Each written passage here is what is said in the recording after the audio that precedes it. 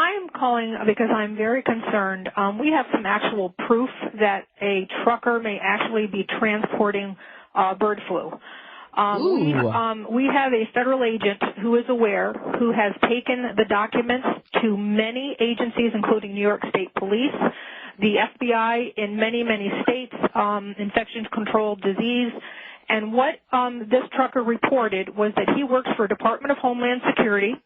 He's a Spanish man who is trucking an independent truck. He goes down to the corner of Broadway and Clinton in Albany, New York at the Department of Homeland Security facility every single evening for loads. He said there are Raymore and Flanagan's and J.B. Hunt trucks ahead of him loading, that he has taken loads from a silo above Glens Falls. His truck actually was lowered into the ground into a silo. When the truck came out of the ground, he was given a shot in his arm told to protect his family. He transported iced, refrigerated loads to the Pentagon, Baltimore, Maryland, Tucson, Arizona. He was told that he told the federal investigator how he's getting paid through the Bank of America with a number. He walks up to a window. He presents his number. He is taken to a back room and paid in cash. He showed the federal agent $100,000 worth of receipts because he gets $5,000 per load, and he's done as many as 3 loads per day. Okay, now, wait, let me just stop you right here because this is amazing information, to say the least. Now, perhaps he is transporting vaccines, refrigerated vaccines. Is that a possibility? Anything that has to be iced either has to be an antigen or an antibody. That's all we know. But we know that they gave him a shot to transport it, that they told him it was to protect his family, that it is obviously something that has to be kept refrigerated. He did one load for a complete week to Tucson, Arizona and back, but the amount of money that they're paying him under the table through Bank of America, only loading at night. They call him and they ask him to come down to meetings at Department of Homeland Security at 3 o'clock in the morning. They'll ask him how he's doing and send him back home and say, fine, you're okay, go back home. He has other truckers. He knows of a trucker with a 53-foot bed unit that took a missile type. He was able to see his load, and that was taken out to Phoenix, Arizona. He was given $18,000 to truck that load 2 times. It was 80 tons, and he blew his brakes. The Department of Homeland Security took care of it.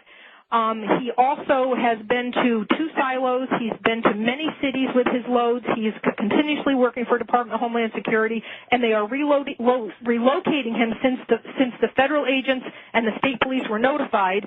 We were notified that he is being relocated to Tucson, Arizona, at a base 15 miles below Tucson. And okay, now, let me just ask you, Mary, how did you come upon this information? I can't say. Just what I'm saying already has probably put me in danger, but it is a testimony that many people are aware of, and they are doing nothing about it. And some of the high-ups in New York State Police were quoted as saying, "It's bigger than both of us. We're not touching it with a 10-foot pole."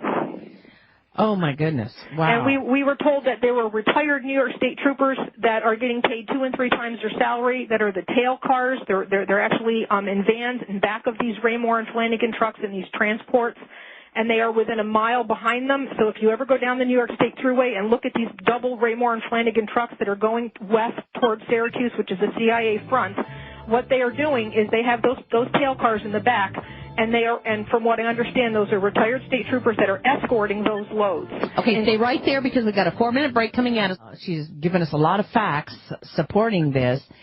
Mary, what do you think all of this means? He actually gave testimony to the names of the people that are running the show. There's a retired 3-star African-American general that's in Albany that's there late at night when he does his pickups. There's another guy named Fatah who is Muslim. There are many white suits. All the truckers, not just him, he named 5 of them, are being paid through Bank of America with their independent numbers. He has a uniform that he wears, which is a light blue shirt with buttons down the front, short sleeve. It says Eastern Connection with a red and orange sewn insignia on the shirt. He has to wear black pants and white sneakers, or they do not allow him to the facilities. He is not allowed to stop the truck once they start it to urinate. They have to either go in urinals or pee in the truck. They are at the end of their transports. They are given a white bag by Department of Homeland Security that they have to put all their belongings in. They are not allowed to chew gum in the cabs of the trucks on the transports. They are escorted when he's been to the Pentagon. There have been people with 45s around their waist in plain clothes that have met the trucks, and also on the slips that he gets paid.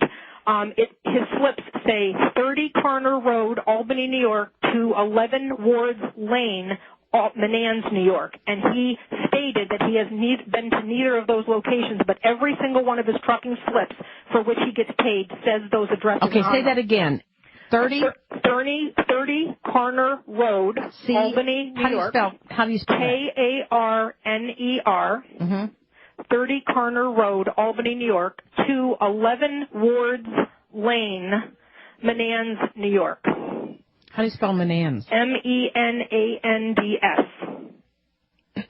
And he's also been transported by Menands police to the city limits when he leaves the facility with a load, and they turn around at the city limit and return as he progresses on with his transports. Okay, now my question is, why did he begin talking about this, or who did he decide to tell this to? Obviously, he knows that he's not supposed to be telling anybody this information.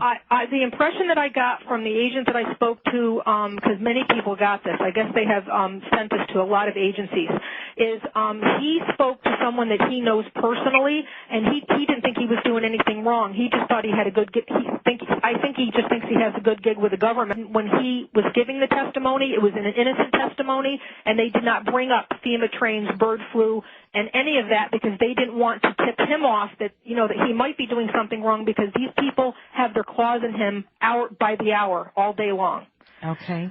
This man said that the government told them that if he's good to them, they'll be good to him, and that they were going to take him to a place called Sandy Point in Maryland on the water for government people where it's safe when this was over, and then they have since sent him now to Tucson, Arizona with his family to relocate him on base housing, and all he has to pay for is food because this investigator has spoken to him 3 times. What I'd like for you to do is call me at the Power Hour, 877-817-9829. If you have any additional information on this or anything that we can do about this, give me a call and stay abreast with me because this sounds pretty discouraging, if you ask me. It's not just that. He's had lead cars that like they'll tell him where he's got to go, and he'll be going from point A to point B, and somebody will interrupt the trip and then divert him down a road. He went to Glens Falls, New York, went to a dead-end street by a Stewart's by the Civic Center in Glens Falls, New York. They opened a gate, and he drove 6 miles on a gravel driveway to an underground silo. When the truck came out of the silo after he waited with the other truckers for 3 hours while they loaded in secret, the people who appeared with the truck when the truck was coming out of the ground had Tyvek suits, the mask, the gloves, and all the works on. He's also transported at the 109th Air Guard at Stratton Air Force Base. He did do 90 boxes of clear plastic white fluid.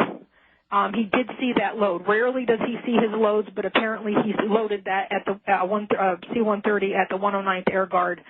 And he's done a lot of loads with these types of things, medical supplies, equipment, but specifically refrigerated to Tucson and to the Pentagon and to Baltimore. And I think that's up to no good. Along the New York State Thruway, there are miles and miles of car carriers that they've been adding to. There has to be 30 miles of them right now sitting on the track since before Christmas. That Thruway, there are miles and miles of car carriers that they've been adding to. Has to be 30 miles of them right now sitting on the track since before Christmas. That could fit my whole city in this thing. Once you get around that bend near the bridge, you'll see how long it goes. I'll keep the camera running. We're at 20 minutes right now, film I've taken.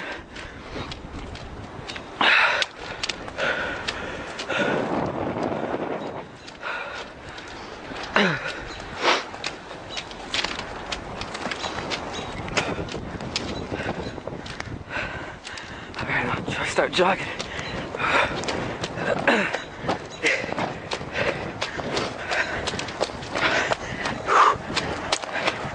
You don't need shackles and benches when you think about it, because who gives a shit? We're all gonna be put in an oven or gas. Why does it matter?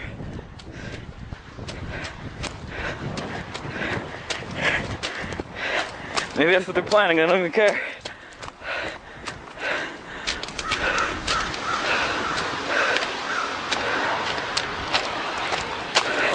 Take a look. Get out here. Look at that. Still going all the way down. It's wide open. Doesn't end. It goes all around the bend here. Take a good look. All right. And now I was gonna get lucky today. Well, I'm inside one of these damn things. As you can see, train is massive. Take a good look, man. This might be your new home pretty soon.